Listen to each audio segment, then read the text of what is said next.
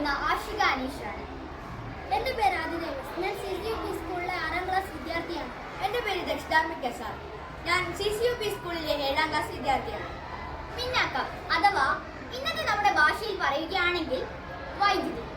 ചോദ്യകണങ്ങളുടെ ചലനം മൂലം ഉണ്ടാകുന്ന ഒരു ഊർജ മാറ്റമാണ് നമ്മുടെ വൈദ്യുതി എന്ന് പറയുന്നത്. ഈ ലോകത്ത് ഒട്ടേറെ ഊർജ രൂപങ്ങളുണ്ട്. അതിലൊന്ന് മാത്രമാണ് വൈദ്യുതി. എന്നാൽ നാം നിത്യജീവിതത്തിൽ ഏറ്റവും കൂടുതൽ ആശ്രയിക്കുന്നത് വൈദ്യുതി തന്നെയാണ്. TV, ഫാൻ, ഫ്രിഡ്ജ് തുടങ്ങി വൈദ്യുതി ഉപയോഗിച്ച് പ്രവർത്തിക്കുന്ന ഒട്ടേറെ ഉപകരണങ്ങൾ നമുക്കറിയാം. ഇത്തരം ഉപകരണങ്ങളുടെ അമിതമായ ഉപയോഗം തന്നെ വൈദ്യുതിയുടെ അമിതമായ ദുരുപയോഗത്തിന് കാരണമായിട്ടുണ്ട്.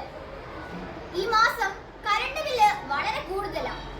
TVയും ഫാനും എല്ലാം അനാവശ്യമായി ഇട്ട് വെച്ചിട്ടാണ്.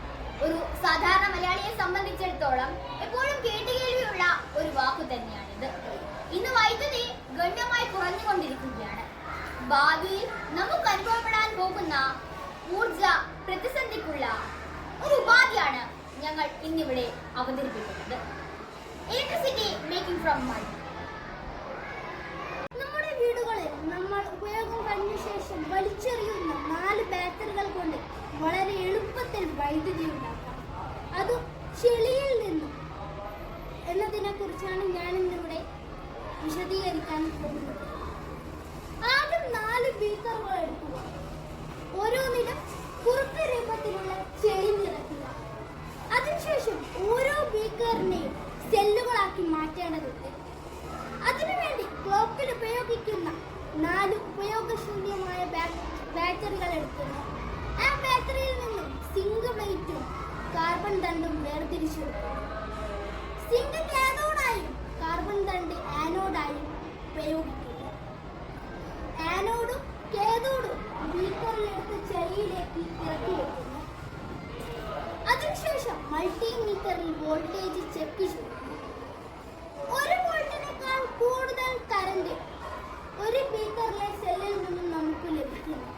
ഇങ്ങനെ 4 ബീക്കറുകളിലായി ആനോഡും കാഥോഡും കണക്ട് ചെയ്യുമ്പോൾ 4 വോൾട്ടിനേക്കാൾ കൂടുതൽ, അതായത് ഒരു LED ബൾബ് കത്തുന്നതിനും ഒരു മിനി മോട്ടോർ കറങ്ങുന്നതിനും ആവശ്യമായ വോൾട്ടേജ് ലഭിക്കുന്നു.